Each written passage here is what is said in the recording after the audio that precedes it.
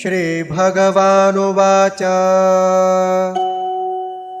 हन्त ते कथयिष्यामि दिव्या ह्यात्मविभूतयः प्राधान्यतः कुरु श्रेष्ठ नास्त्यन्तो विस्तरस्य मे।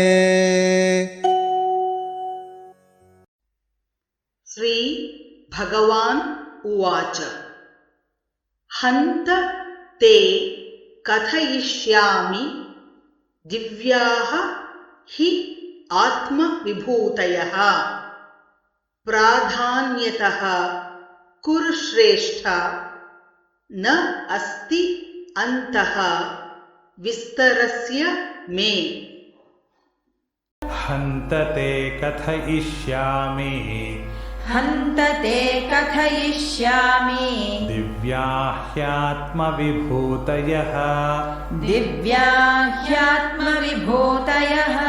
प्राधान्यतः कुरु श्रेष्ठ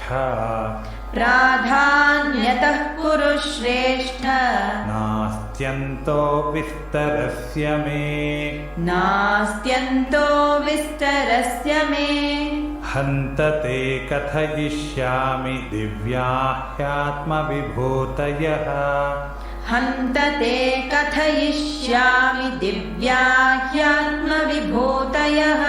प्राधान्यतः कुरु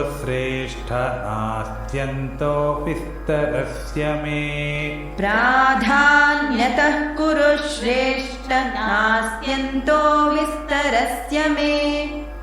हन्त ते कथयिष्यामि दिव्या ह्यात्मविभूतयः प्राधान्यतः कुरु श्रेष्ठ नास्त्यन्तो विस्तरस्य मे।